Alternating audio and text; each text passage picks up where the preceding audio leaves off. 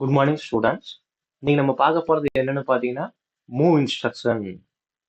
Move இன்ஸ்ட்ரக்ஷனை வச்சு எப்படி programming பண்ணலாம் அப்படிங்கிறத பார்க்கலாம். ஒரு இன்புட் எடுத்துக்கங்க. 0.00 அட்ரஸிங் ஹரிசாண்டல் லைன் வந்து போட்டுக்குங்க. நியூ பிஎல்சி இன்ஸ்ட்ரக்ஷன் எடுத்துக்கங்க. மூவ்னா MOV space D0 space D1.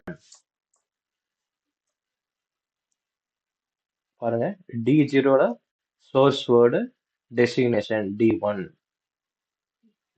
இப்போ D0க்கு வந்து பார்த்தீங்கன்னா ஒரு சென்சார், அனலாக் சென்சாருக்கு நமக்கு வேல்யூஸ் வருது. அனலாக் வேல்யூஸ் 4 to 20 மில்லியாம்ஸ்னா 4 மில்லியாம்ஸ்ல இருந்து 20 மில்லியாம்ஸ் வரும். அதுக்கு தகுந்த மாதிரி நமக்கு D0ல இருந்து D1க்கு மூவ் ஆகும். மூவ் ஆகி அதுக்கு தகுந்த மாதிரி நம்ம அவுட்புட் எடுக்கணும். இப்போ சிமுலேஷனை டவுன்லோட் பண்ணியாச்சு. இன்புட் ஆன் பண்ணிட்டோம். ஆன் பண்ண உடனே இப்போ சென்சார்ல இருந்து நமக்கு வேல்யூஸ் வருது. இப்போ 4 மில்லியாம்ஸ் கிடைக்குது அப்படின்னு வச்சுக்கோங்க. D0ல 4 மில்லியாம்ஸ் கிடைச்சு D1ல 4ன்னு நமக்கு மூவ் ஆகுது. என்ன வேல்யூ கிடைக்குதோ அப்படியே நமக்கு மூவ் ஆகும். பாருங்க, 5, 6, 7,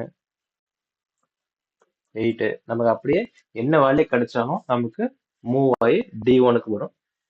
மூவ் ஆகுறத பொறுத்து நமக்கு அவுட்புட்டை எடுத்துக்கலாம். டேங்க் ஃபில் பண்ணணும், அந்த மாதிரி நம்ம அவுட்புட்டை எடுத்து ப்ரோக்ராமிங் பண்ணிக்கலாம். அதற்கு நமக்கு ப்ரோக்ராம் பண்றதுக்கு அனலாக் மாடியூல் வச்சுதான் நம்ம ப்ரோக்ராம் வந்து பண்ண முடியும். அனலாக் மாடியூல் நமக்கு தேவைப்படும். ஜஸ்ட் கான்செப்ட் இதெல்லாம் தெரிஞ்சுக்குங்க.